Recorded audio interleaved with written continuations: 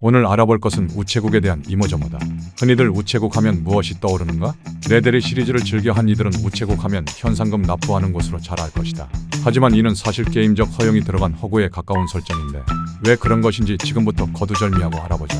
우선 우체국에 대해 오해하고 있는 사실부터 짚고 넘어가 보자면 우체국은 어디까지나 철도회사와 연계하여 우편 배송 업무를 보는 곳이지 현상금 같은 형사사건 업무를 처리하는 곳이 아니었다.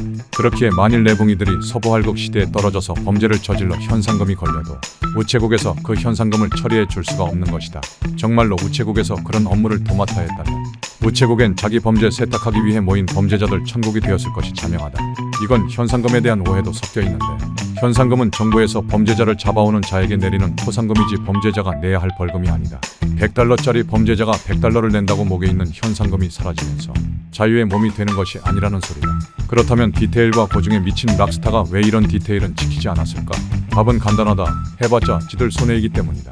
실제로 현상금을 처리하기 위해선 엄청 복잡하고 귀찮은 법적 절차를 통과해야 한다. 보안관 사무소에 가서 자수하고 감옥에 있다가 재판받고 서류 처리하는 등 해야 할 일이 산더미인데 이걸 하나하나 다 게임에 넣으면 꼴랑 현상금 처리하는데 몇십 분은 우습게 소요될 것이다.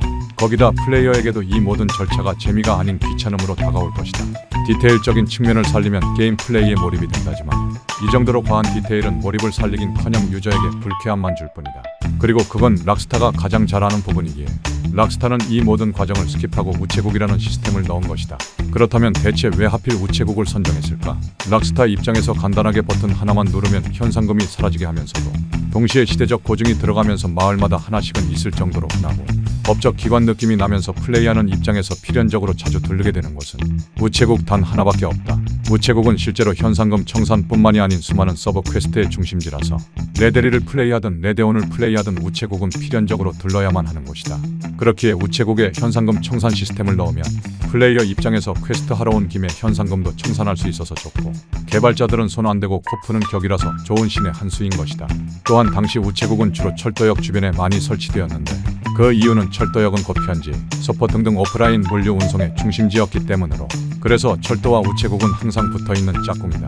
그렇기에 역사적 고증까지 한 방에 지킬 수 있게 된다. 이 외에도 상호작용 한 번만 하면 끝나서 게임 템포가 늘어나지도 않고 법과 관련된 기관인데다 무기를 들 수 없는 중립지역이라 현상금 관련 업무를 보는 게 자연스럽고 레데리 시리즈는 저물어가는 무법자들의 이야기를 담은 게임이기에 문명화의 대표적인 산물인 우체국은 존재만으로도 주제의식을 관통하고 여러가지 이유로 안 써먹을 이유가 없는 기관이 된 것이다. 이와 비슷한 걸론 2차 창작에 나오는 병원을 예시로 들 수 있다. 실제로 사지가 부러지고 죽을 병에 걸려 뒤져가도 일 다 끝나고 병원만 가면 전신에 붕대 둘둘 감거나 휠체어 타고 다니면서 금세 싹 낫는 연출은 수많은 영화, 드라마, 애니, 게임에서 흔히 볼 수 있는 연출이다. 당장 GTA 시리즈도 주인공이 폭탄에 맞아 터지고 미니건에 갈리고 차에 치이고 헬리콥터에서 떨어져도 돈 조금만 내면 병원에서 부활시켜주는데 GTA 시리즈를 플레이하는 그 누구도 이 시스템에 대해 이의제기를 하긴커녕 아주 잘만 써먹고 다니는 걸 보면 알 수 있다.